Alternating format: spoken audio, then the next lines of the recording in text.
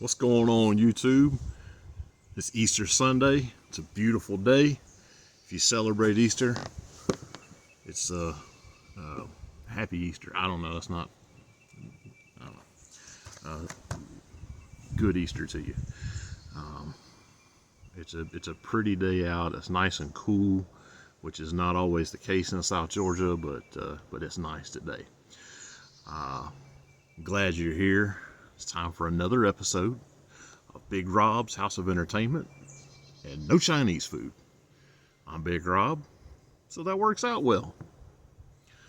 So, a couple of stories, a couple of things going on, and I got a new movie to talk about, a new old movie to talk about. So last Saturday and Sunday was WrestleMania. I talked about it a little bit on the last episode. I talked about it a little bit on the Nerdy Man Room show this week. So I'm probably not going to spend a ton of time talking about the show itself. I did enjoy it. I do think that two nights of WrestleMania is probably too much. Honestly, if they cut it back to one night and do like 5 hours, cut out a couple of those extra matches, maybe put them as pre-show matches or dark matches, I'd be a lot happier. But I enjoyed it. I really, really enjoyed the Hell in a Cell match between Finn Balor and Edge. Thought that was a great, super brutal match. Finn Balor ended up with something in the area of 16 stitches in his head for that gigantic gash from the ladder. So, super brutal. But anyway, great match. So since, I don't know, maybe 6 or 7 months ago, I've been trying on every time there's a pay-per-view for Premium Live event to get the kids, my niece, my nephews, my sister, if she wants to come over and we watch it together. We generally eat junk food. Sometimes I fix supper. Sometimes Deidre fixes supper. But, you know, we just try and have a little quality time together watching wrestling. And this time was no exception. The kids came over and but it was getting on later in the evening and on Sunday, and so we're 4 hours the first night, 4 hours the second night. We're about 2-3 hours in. Kids are starting to get a little antsy, so they're starting to bicker back and forth, which they do pretty much constantly anyway. But anyway, these kids, man, they're super intelligent, and they have me as an uncle and my sister as a mom, so they go hardcore sometimes. They're bickering back and forth, and my sister, she says, "You got to stop." She says, "You guys are really funny." She says, "But you take it too far. You need to know when to hold it." And under her breath, very quietly, my niece goes, "You got to know when to hold it, know when to fold 'em, know when to walk away, and know when to run." And I'll be honest, I had to get up and leave because I was just laughing too hard, and that kind of undermines the discipline. But man, that was brilliant. The other story from that night is Deidre got ready to go to bed or go back home, and she left the niece and the younger nephew there with me, and she says, "You guys be good." She says, "Your uncle can discipline you," and says he might sit on you. To which my nephew, the future Sith Lord, replied, "Well, he does have 2 butt cheeks, so that works out." And you cannot argue with the math. So, yeah, I love these kids. The other thing that happened this week, I had a week off from work, which was nice. Not for my bank account, but for my peace of mind and sanity. Awesome.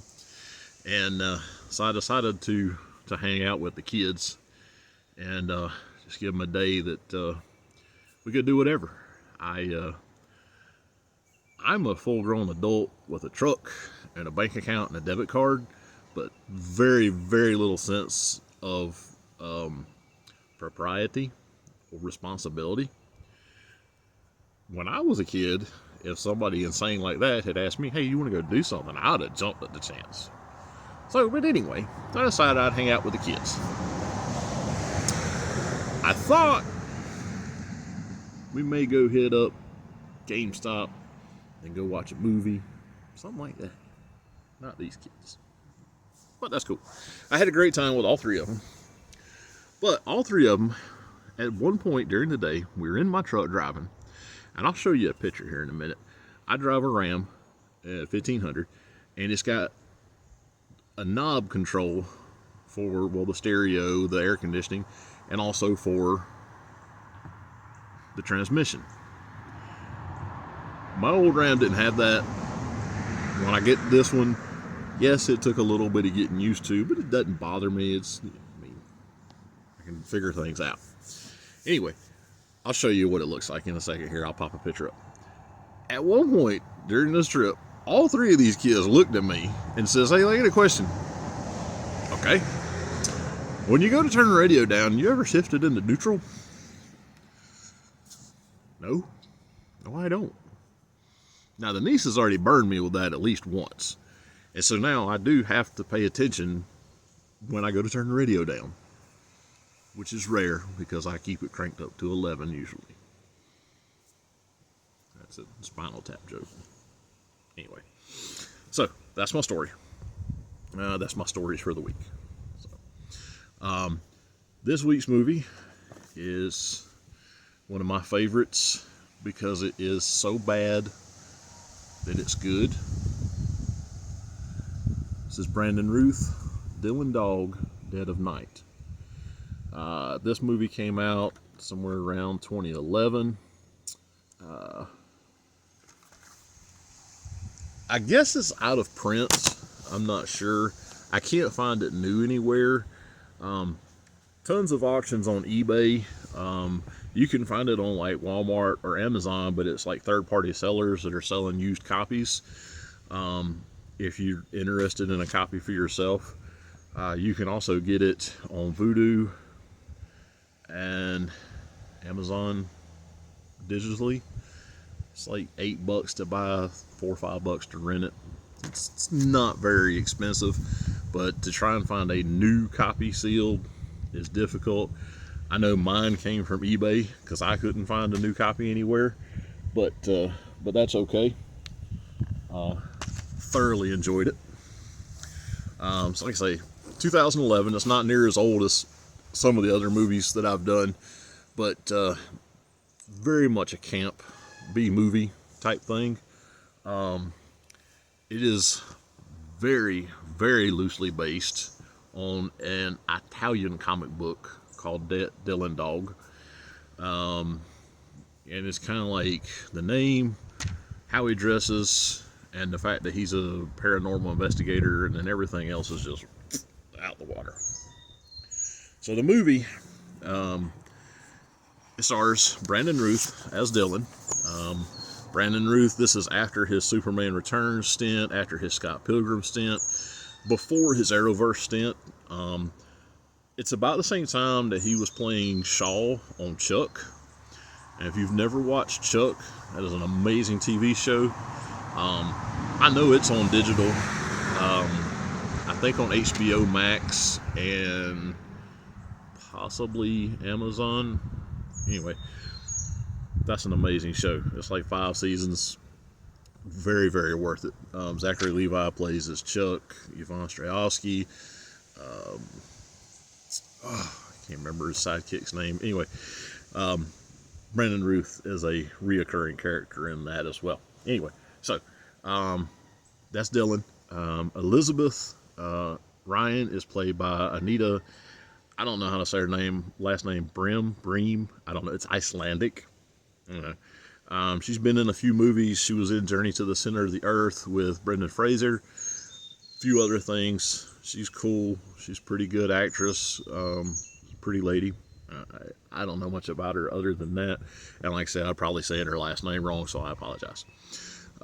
Marcus is Dylan's sidekick slash partner in the investigation. He is played by Sam Huntington, who has been in a ton of movies. He was actually Jimmy Olsen in Superman Returns, so he's used to being second banana to Brandon Routh. He also played a werewolf in the U.S. version of Being Human and a bunch of other stuff. He's a really good actor, too. Vargas, the head vampire dude, is played by Taye Diggs. Taye Diggs has been in a ton of movies. Not a lot of stuff that I have seen. A few things that I have seen. He's a pretty good actor. Pretty smooth dude. Gabriel is the head of the local werewolf clan, played by Peter Stormare. Again, another one of these actors that's just been in a ton of stuff. He played in Keanu Reeves' Constantine as Satan. He's been in a bunch of other stuff. He's more, you'll recognize him if you say, you know exactly who he is. And last is Gabriel's son, Wolfgang, the werewolf. It's played by my Olympic hero, Kurt Angle. Awesome. I know. So anyway, all right, so here's the rundown of the movie. It takes place in New Orleans. Dylan Dog is a detective. He used to specialize in paranormal investigations. His fiancée, Cassandra, was murdered by vampires. You find out later in the movie that he kind of went a little upset with him and busted in and just killed all the elder vampires in what I would assume is a completely reasonable, completely sane maneuver after his fiancee was killed. That's just me. Whatever. Anyway, but now he does basically divorce cases, that kind of stuff, just regular gumshoe work. Marcus is his go-to guy. He develops film for him.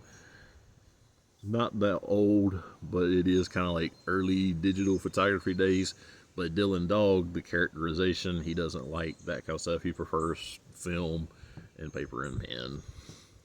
That would have been a lot more weird today than it was then, but it's still pretty weird back then. Anyway, so that's the protagonist, Elizabeth Ryan. Her father gets killed. She goes and she finds the body, and this big hairy creature attacks her and gets away.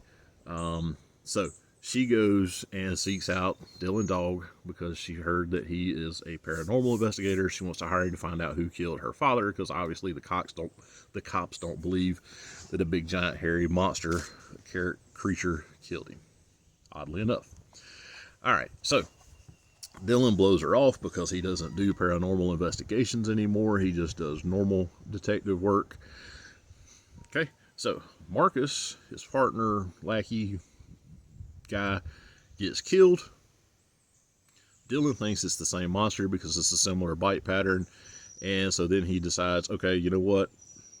I will help you. He goes back to Elizabeth. He says, I'm going to take the case. And so they start investigating. He finds out that what attacked her and killed her father was a werewolf that was about 18 to 19 years old, female, and from the Cisnos clan by hair. I don't know werewolf investigations. That's pretty good, though. Anyway, so he goes to the Cisnos clan, which runs a meat packing plant, which is pretty good because werewolves need meat, so it's thinking. It is thinking. Anyway, he goes to meet the father, the head of the clan, Gabriel, and he asked him about his daughter, Mara, who's about 18 to 19. They argue. He leaves.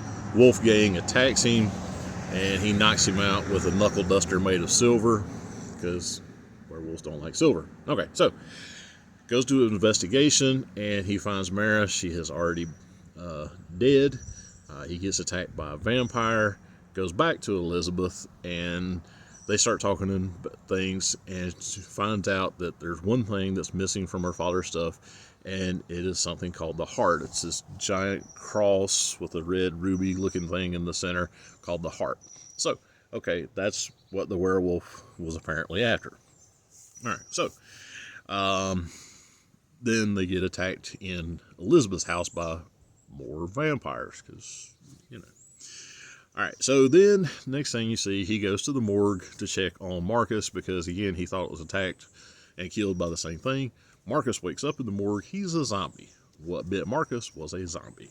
So now Marcus is a little bit hard to take. He doesn't really accept that he's dead. So Dylan shoots him in the chest, and he's like, "Ah, wait a minute, I'm not hurt because you're dead." Okay. So they take him to a body shop. They take him to Big Al's body shop. Big Al, Big Rob, his cousin. No, it's not.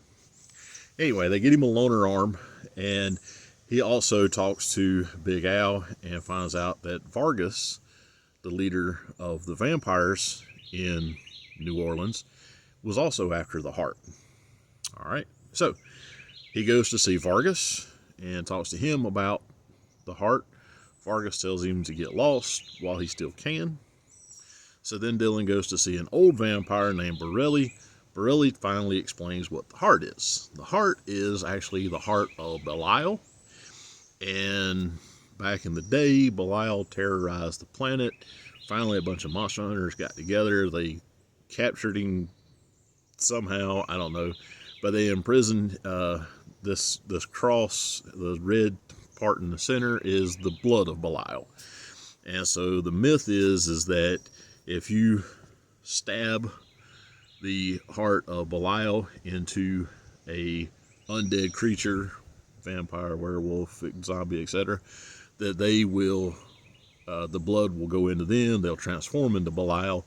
Belial will walk the earth once again, and the only person that he will be beholden to is the person that reawakened him. All right, so that's a bad thing.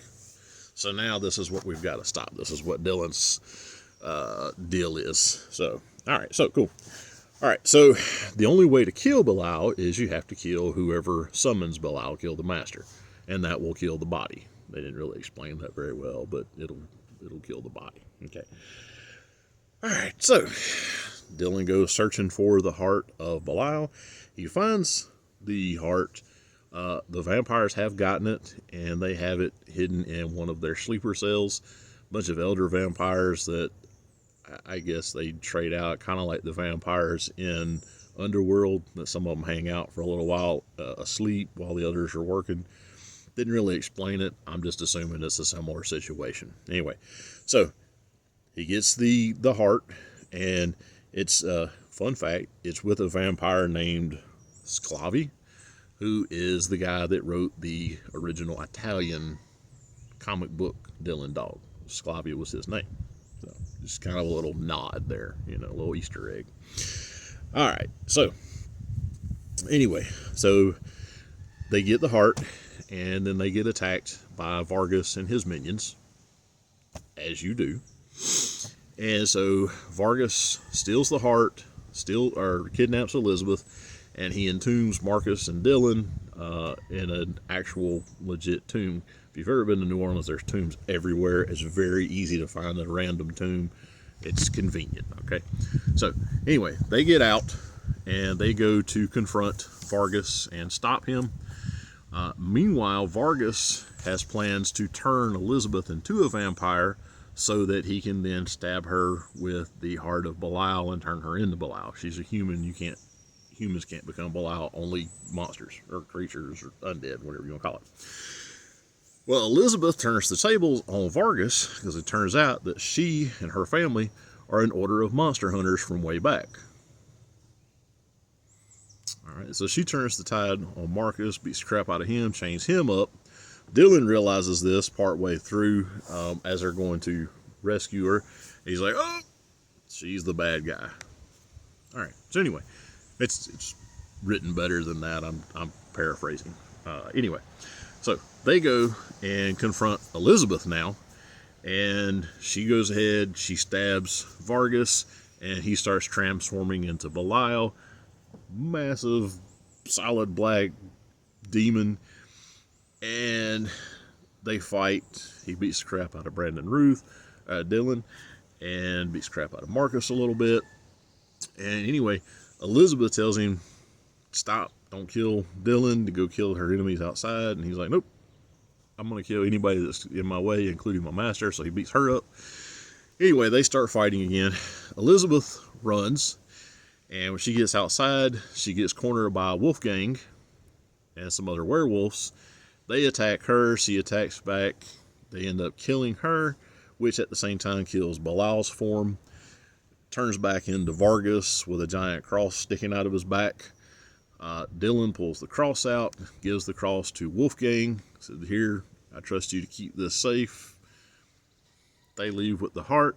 He tells Dylan Dog to come hang out sometime as friends, which is really nice. You know, friendship. Friendship is magic, or so the horses say. I don't know. Anyway, and so Dylan decides to reopen the paranormal part of his investigations and make Marcus his full partner. So, the special effects in this movie are terrible. It's all like rubber suits. There's a giant flesh-eating zombie that's a rubber suit. Bilal, I mean, he's like 8 foot tall, but I'm pretty sure still a rubber suit of some sort. It's B-movie stuff. This thing had a $20 million box office. I don't know what they spent the $20 million on. I'm assuming mostly Brandon Ruth's salary, but whatever. I think it made like $6 million at the box office, so not a moneymaker. Probably not even a sleeper hit. I like it because I like terrible movies. I enjoyed it, but that's the rundown on Dylan Dog Dead of Night. I say I gave you the where to get it at, so I guess that's everything for me this week.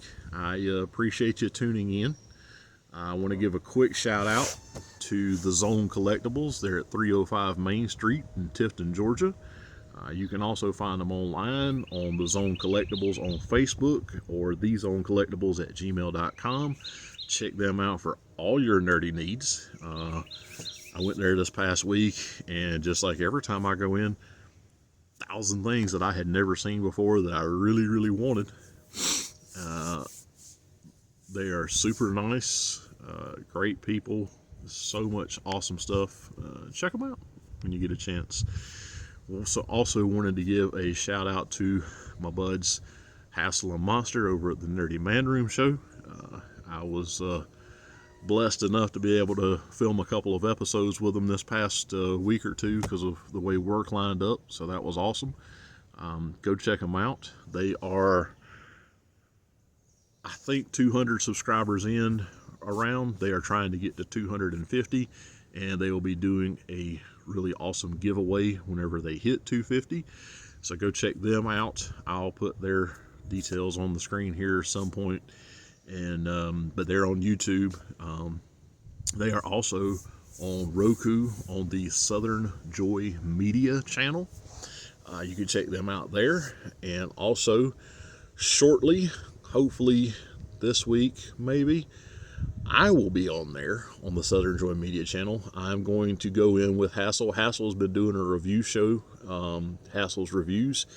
And so I'm going to start dropping my show with his. So it'll be Hassel's Reviews and Big Rob's House of Entertainment. And no Chinese food, because even on Roku, no Chinese food. So I'm pretty excited about that. Hope I can meet up some more people. But anyway, if you found me, if this is your first time, welcome. If you're returning, thank you for coming back. If you enjoyed this, please do subscribe, like the video, hit the bell to get you some notifications when I drop some more stuff. Leave me a comment, leave me a question, leave me a complaint. Let me know that you are there. And, if you enjoy my movie deep dives, let me know. If you've got something that you want me to deep dive on, let me know that too, because right now I'm just picking up the stuff that I really like, and that's where I'm getting my plans from. So if you've got something that you want to suggest, give that to me too. No idea when I'll get to it, but I'll definitely try and work it in. I don't do horror. Don't suggest that crap to me. If you want a horror review, you go talk to Hassel. He does that. But just about anything else, I am totally up for. But anyway, I appreciate you guys hanging out, and gals. I will see y'all next time, and may the force be with y'all.